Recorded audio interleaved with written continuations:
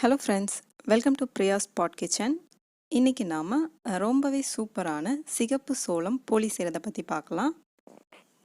ரொம்பவே சுவையான ஆரோக்கியமான இந்த ரெசிபியை நீங்களும் உங்கள் வீட்டில் ட்ரை பண்ணி பாருங்கள். குழந்தைங்கள்லேருந்து பெரியவங்க வரைக்கும் எல்லாருமே விரும்பி சாப்பிடுவாங்க.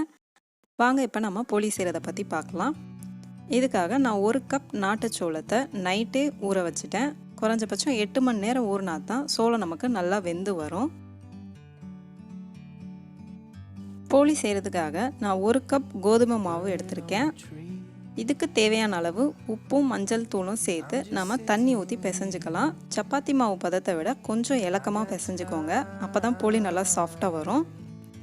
இப்போ பிசைஞ்ச மாவில் நான் 3 ஸ்பூன் அளவுக்கு எண்ணெய் ஊற்றி இன்னும் நல்லா சாஃப்டாக பிசைஞ்சு எடுத்து வச்சுருக்கேன். இப்போ ஊற வச்ச சோளத்தை நாம் குக்கரில் போட்டு 7 விசில் விட்டு வேக வச்சு எடுத்துக்கலாம். பூரணத்துக்கு நம்ம தேங்காயும் நாட்டு சக்கரை 4 ஏலக்காய் எடுத்து வச்சுருக்கேன். தேங்காயை நாம் நெய் ஊற்றி நல்லா கோல்டன் ப்ரௌன் கலரில் வறுத்து எடுத்துக்கலாம். நான் தோசை கல்லிலே வறுத்துருக்கேன், நீங்கள் நான்ஸ்டிக் பேனில் வச்சு வறுத்துக்கோங்க. மிதமான தீயில் வச்சு தேங்காயை நம்ம வறுத்துக்கலாம். லைட்டாக ப்ரௌன் கலர் வந்த உடனே நான் கேஸ் ஆஃப் பண்ணிட்டேன். தோசைக்கல்லோட சூட்லேயே எனக்கு இன்னும் நல்லா கோல்டன் ப்ரௌன் கலரில் வந்துடும். இப்போது வேக வச்ச சோளம் நமக்கு நல்லாவே வெந்து வந்திருக்கு. இந்த தண்ணியை நாம் வடிகட்டி எடுத்துட்டு சோளத்தை ஆற வச்சு நம்ம ஒரு மிக்சி ஜாரில் போட்டு 4 ஏலக்காயும் சேர்த்து நம்ம நல்லா அரைச்சி எடுத்துக்கலாம். ஒரு கடாயில் 3 ஸ்பூன் அளவுக்கு நெய் சேர்த்து நம்ம அரைச்ச நாட்டு சோளத்தை இதில் சேர்த்துக்கலாம். நாட்டு சோளம் அரைக்கும் போது நான் தண்ணி எதுவுமே சேர்க்கலை. மிதமான தீயில் 10 நிமிஷம் நான் இதை வதக்கியிருக்கேன். நெய் இன்னும் தேவைப்பட்டால் எக்ஸ்ட்ரா 1 ஸ்பூன் நெய் ஆட் பண்ணிக்கோங்க. மிதமான தீயிலே வதக்குங்க, இல்லைன்னா அடி பிடிச்சிரும். நம்ம இதை நெய்யில் வதக்குறதுனால இன்னும் நமக்கு டேஸ்ட்டு நல்லாயிருக்கும்.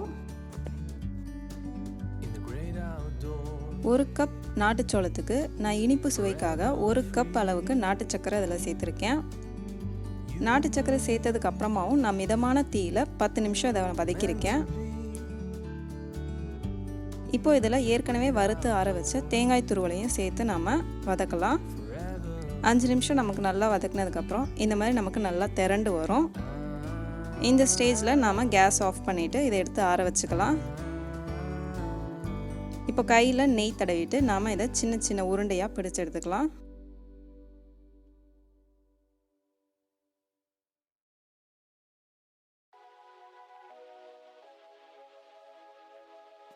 போலி செய்கிறதுக்காக நம்ம சப்பாத்தி கட்டையில் கொஞ்சமாக மைதா மாவு தூவிட்டு நம்ம ஏற்கனவே ரெடி பண்ண கோதுமை மாவை மீடியம் சைஸ் உருண்டையாக பிடிச்சு அதை கையிலே நம்ம தட்டிக்கலாம்.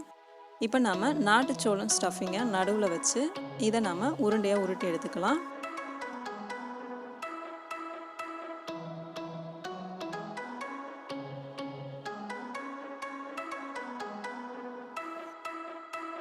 இப்போ இதை சப்பாத்தி மாதிரி நம்ம தேய்ச்சி எடுத்துக்கலாம்.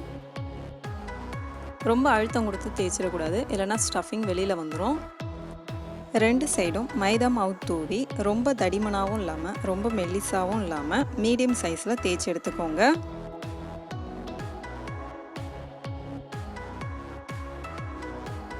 இப்போ தோசைக்கல்லில் 2 ஸ்பூன் அளவுக்கு நெய் ஊற்றி மிதமான தீயில் நாம் இந்த போலியை போட்டு சுட்டு எடுத்துடலாம்.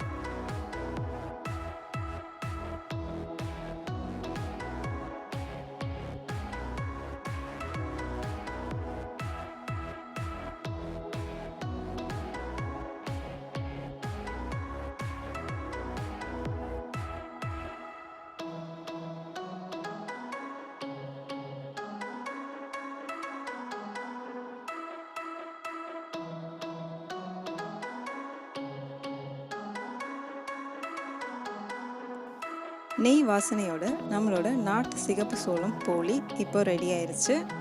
நீங்களும் உங்கள் வீட்டில் ட்ரை பண்ணி பாருங்கள், ரொம்பவே உங்களுக்கு பிடிக்கும். இந்த வீடியோ பிடிச்சிருந்தா லைக் பண்ணுங்கள், ஷேர் பண்ணுங்கள், நம்ம சேனலுக்கு சப்ஸ்கிரைப் பண்ணுங்கள். தேங்க்யூ.